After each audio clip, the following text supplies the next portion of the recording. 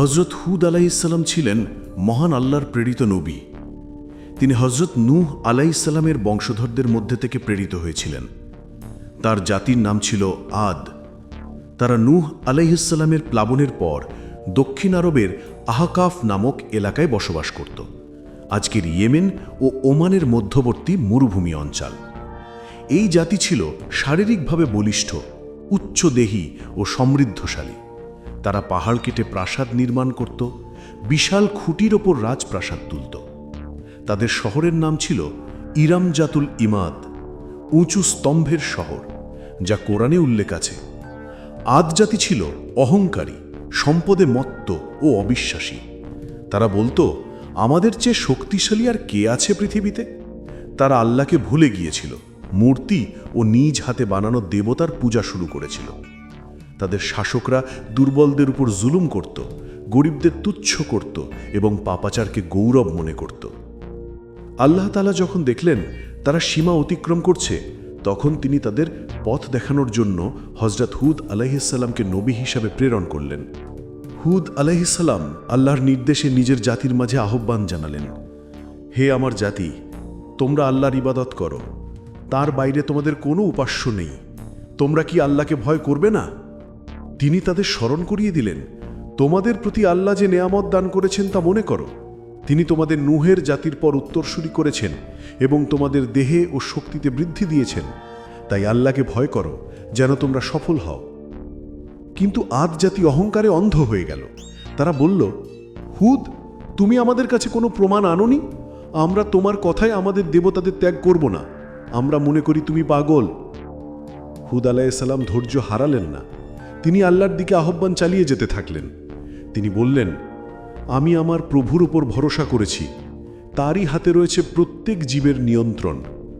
যদি তোমরা মুখ ফিরিয়ে নাও, আমি আমার দায়িত্ব পালন করেছি। কিন্তু আদ জাতি তাকে অবজ্ঞা করল, উপহাস করল এবং বলল, আমরা শুনেছি আমাদের কিছু দেবতা তোমার উপর অভিশাপ দিয়েছে। আল্লাহ তাআলা তাদের উপর 3 বছর ধরে বৃষ্টি বন্ধ করে দিলেন। জমি শুকিয়ে গেল, ফসল নষ্ট হলো, পানি শেষ হলো। মানুষ পানির জন্য আকাশের দিকে তাকাতো, কিন্তু মেঘ আসত না। হুদ আলাইহিসসালাম আবারও সতর্ক করলেন, তোমরা ক্ষমা প্রার্থনা করো, আল্লাহ তোমাদের প্রতি আকাশ থেকে বৃষ্টি পাঠাবেন, শক্তি বাড়াবেন। কিন্তু তারা বলল, এই খরাই প্রমাণ করে যে তোমার কথা মিথ্যে। একদিন তারা দেখল আকাশে এক বিশাল কালো মেঘ আসছে। তারা আনন্দে চিৎকার করল, দেখো, এটি আমাদের জন্য বৃষ্টি এনেছে। কিন্তু হুদ আলাইহিসসালাম বললেন, এটি বৃষ্টি নয়, বরং এটি সেই শাস্তি যা তোমরা তাড়িয়ে এনেছ।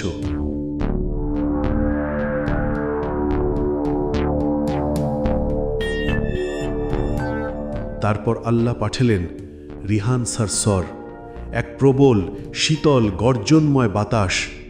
7 রাত 8 দিন ধরে সেই ঝড় চলল।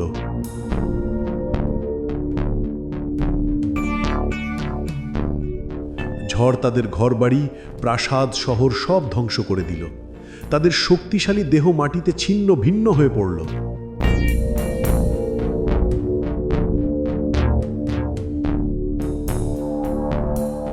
তুমি দেখবে তারা খেজুরের ভাঙা গুড়ির মতো পড়ে আছে।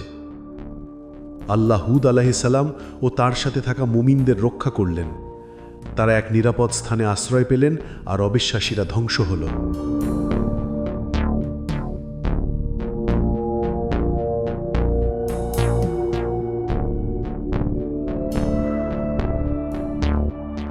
এরপর হুদ আলাইহিসসালাম ও তার অনুসারীরা হাদ্রামাউত অঞ্চলে বসতি স্থাপন করেন এবং আল্লাহর ইবাদতে জীবন অতিবাহিত করেন। বলা হয়ে থাকে তার মাজার ইয়েমেনের হাদ্রামাউত এলাকায় অবস্থিত। হযরত হুদ আলাইহিসসালামের কাহিনী মানব জাতির জন্য গভীর শিক্ষা। অহংকার ও অবিশ্বাস ধ্বংস ডেকে আনে। আল্লাহর নেয়ামতের কৃতজ্ঞতা না জানালে সেই নেয়ামত শাস্তিতে পরিণত হয়। নবীদের অবমাননা মানে নিজের ধ্বংস ডেকে আনা। আর যারা ধৈর্য ধরে আল্লাহর উপর ভরসা রাখে, আল্লাহ তাদের সর্বদা রক্ষা করেন।